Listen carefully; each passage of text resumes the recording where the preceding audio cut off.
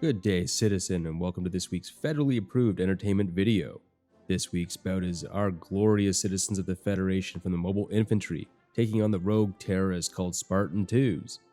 But before we bring up your selected entertainment video this week, remember to like, share, and subscribe this approved federal entertainment network.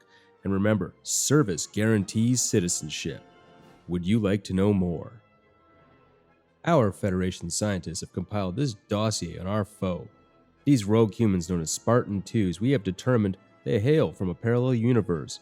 Their degenerate government has kidnapped these civilians at age 5, indoctrinated them, performed medical experimentation on them in violation of their civil rights. These augmentations include increased visual acuity, enhanced reflexes, ceramic reinforced skeletons, muscle density 2 times or more that of a baseline human. The armor systems worn by our opponents are remarkably similar to our own Marauder exosuits, but still have many notable differences. Working from the outside in, it is protected by a plasma-based shielding system, an armor plating comprised of a ceramo-titanium composite armor wrapped in a crystalline sheathing to negate energy weapons at a glancing blow. However, the suits possess no onboard offensive weaponry. Beneath the suit, a body weave suit is worn filled with a nanoscale fluid that scales the suit's wearer's strength on a geometric scale. It also comprises a nano-lattice memory to allow the presence of an AI assistant, although this function is rarely used. The suit can operate various peripheral subsystems one at a time, such as a jump pack, active camouflage, or bubble shield. The armor gives the wearer prodigious strength, speed, and extreme durability, and shouldn't be underestimated. But the weaknesses are an over-reliance on shields and a lack of onboard offensive weaponry. In order to quickly defeat this enemy, use sustained fire to bring down the opponent's shields, then aim into the gaps in the armor on the flanks or aim for the oversized visor to put your foe down for good. Would you like to know more? In service to the United Citizen Federation, citizens everywhere stand up to do their part. Will you? Nothing more exemplifies steadfast dedication to defending the Federation than our Mobile Infantry in their Marauder-powered combat armor. Wrapped in a nanomolecularly hardened armor shell impervious to everything short of an anti-tank round at point-blank range. The mechanics of the suit allow the wearer the strength to rip a main battle tank in half or punch through reinforced concrete, while also having the dexterity to pick up an egg from the carton. However, our suits contain an onboard jump pack as standard to allow the wearer to bound dozens of meters at a time at a height of several stories, a full sensor suite including ground-penetrating radar, and finally, a variety of onboard weaponry that can be customized to any mission profile. This ranges from onboard tracking Gatling guns, multi-missile launchers with either enhanced micronuclear warheads or anti-armor profiles, or cluster munitions, shoulder-mounted anti-armor laser artillery. With this arsenal, a single mobile infantry trooper can effectively cover a 500 square meter area solo for missions of any duration. Our Federation scientists have spent generations perfecting these suits to protect our men and women on the front line.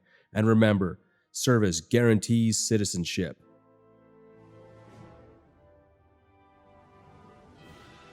This week's arena will be on Planet P, where a 4-man Spartan II team's transport vehicle has crash-landed. The team is comprised of 1 sniper, 1 anti-armor specialist, 1 rifleman, and 1 heavy weapons specialist. Our 4-man mobile infantry squad will insert orbitally. They will be at a 500-meter spread with a standard combat loadout of anti-armor cluster munitions, 1 nuclear weapon, and Gatling cannons. The Spartans will of course observe the orbital entry and position themselves defensively around their craft. The mobile infantry scans immediately locate the interlopers at 5 kilometers and they go on the bound in full spread to maximize their fields of fire. The Spartans, seeing the bounding mobile infantry troopers, take positions behind their cover. The sniper activates their active camouflage, takes aim and fires. The shot dents the armor but does not penetrate. The mobile infantry trooper unleashes their nuke with the counter-battery radar at the alleged firing position.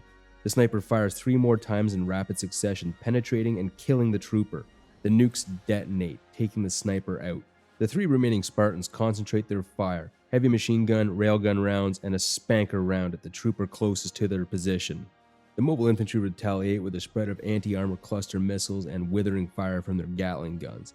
The heavy weapons specialist is neutralized, and the anti-armor specialist is forced to ditch his spanker launcher and is now down to a railgun. The Gatling gunfire continues to bathe the area to suppress the Spartans as the troopers close the gap. Attempting hand-to-hand combat, the first Spartan jumps onto a trooper who then takes flight with his jump pack. The Spartan II manages to damage his weapons, ripping them off his shoulder mounts before being ripped off his own armor and thrown into the ground at several hundred miles per hour before the trooper lands on him, crushing him to death. The last Spartan stands off against 2 MI troopers. Seeing the futility of his situation, he sets his fusion pack to overload and charges the troopers. The troopers, however, detect this with their sensors, take flight and bound backwards to avoid the blast. The Spartan is killed. The troopers collect their dead and prep for retrieval.